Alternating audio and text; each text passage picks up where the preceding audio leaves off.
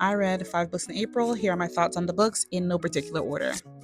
Yellowface by R.F. Kuang is about two friends. One dies, the other one steals her manuscript. Catch is, the manuscript is about Chinese laborers, and the friend that died is Asian. The friend that steals the manuscript is white. This book had interesting commentary on race and cultural appropriation, specifically on how it can be kind of subtle. We were inside the head of the FMC, and she wasn't blatantly outright racist, but the choices she was making and the way she was ignoring people of color around her that were trying to be like, girl, maybe you shouldn't do this. It was infuriating. But this book was funny, it was annoying, and I give it 4 stars, and I would definitely read it again, and I would suggest that you read it too. The next book is Son of the Morning by Akwaeke Emezie. So this book was about a young lady from a very unique family that goes off on her own, and she ends up falling in love with the devil. Yeah. And they go on a wild adventure. That author came really highly recommended, and I expected the book to wow me, but it was a little disappointing with the depiction of Lucifer in the book. I feel like it's something I've seen before, and it could have been a lot more creative, especially with the way she was building the world and the way that the FMC's family was so unique and something I hadn't seen before. I would have liked that same thing for Lucifer, even though it is biblical lore and there are certain things that's like going to stay constant. I think the depiction could have been a bit more creative. That being said, the romance aspect and the romanticy aspect was awesome. The romance was very fast burn, and I liked that about it. I feel like he's the devil, he's Lucifer, so it's going to be lustful, it's going to be fast burn. There were other characters that I really enjoyed. I liked the depiction of non-traditional romance and non-traditional partnerships in the book. I like that. So I gave it 3.8 stars. I would definitely read it again. And I bought the hardcover after I read the ebook because it is gorgeous. Let me get it. Hold on.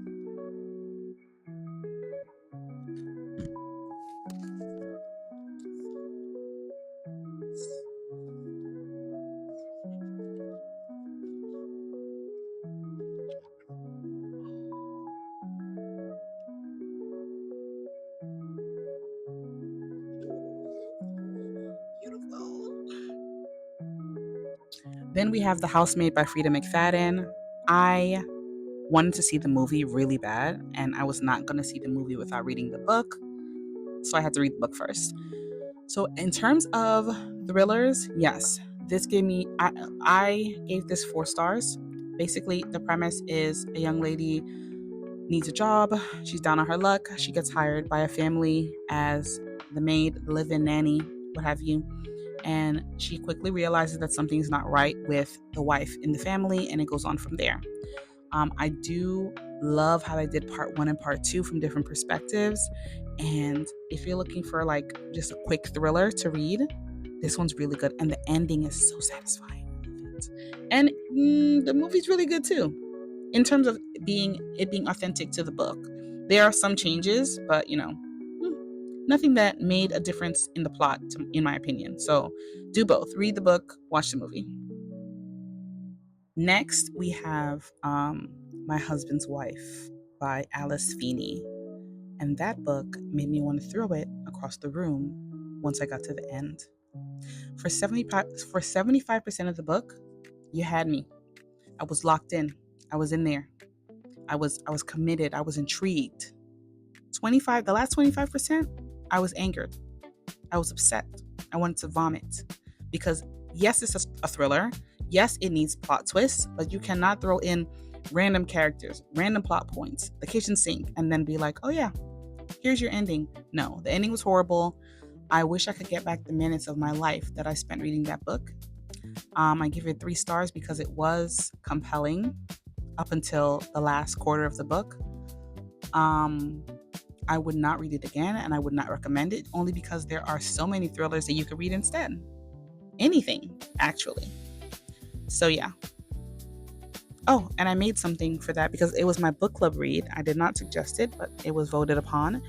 And I made oh, my mic is dying. I made a keychain for all of the members of the book club for that book. Yeah, and I don't even like the book, so joke's on me. Here's the keychain. Super cute.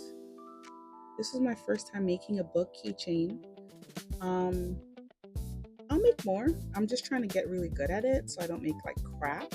But yeah, I made these for my book club. And I hate the book.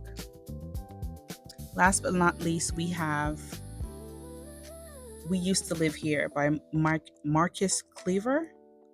If I'm pronouncing that incorrectly, please correct me. But I loved that book, and there were so many mixed reviews, and people were saying, "Oh, it has a horrible ending. Oh, this book sucks. Oh, it's stupid." No, I saw one review on TikTok that made me change my mind, and it was by, I think, Mr. McRae, and he explained why the book was so good, and I'm so glad I picked it up. This book had me on the edge of my seat. It had me, well, one, you cannot do the audiobook. I tried that. No, you have to read the book or do an immersive reading situation because you're going to miss so much if you don't look at the pages of the book. There's Morse code. There's documents to go through. My notebook, I was taking notes as I was reading this book. It looked like a detective board, okay? I was putting all the information together, and there's so much information, even on Reddit, even online. Oh, the book is so good. But if you don't do all that, the book is still good. Like, you can just look at the stuff in the book and follow along like a mystery type thing, and it's so good. And the horror aspect, amazing. The ending is not a cliffhanger, in my opinion. I think if you paid attention, you will understand the ending. I think it does leave it open to interpretation and open to a possible sequel or series. I think everything is not tied up in a neat little bow because, you know, there's a lot of information in the book. So I think some of the stuff is either going to go over your head or maybe it's left for another book or something. I don't know. But I understood the ending, and the ending was fitting for the book. I gave that book 5 stars. Oh, basically the premise of the book is you and your partner just purchase a house, you're renovating, your partner goes to work, you're home alone, and a family comes up. The dad is like, "Hey, I grew up in this house, we were passing by, can we just look around a little bit? Sorry to bother you." And you're like, "You know what, sure." And they just don't leave. That's the book, and it's good. Oh my, there's a paranormal aspect, there's a horror aspect, a thriller aspect, a mystery aspect. It's good. Read it.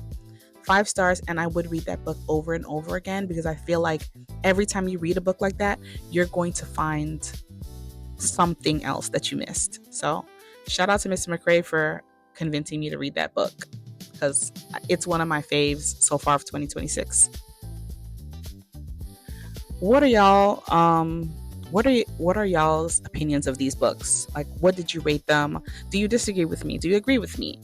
Do you want to read these books? Have you read them? Do you have any thoughts? Put them in the comments. Okay, bye.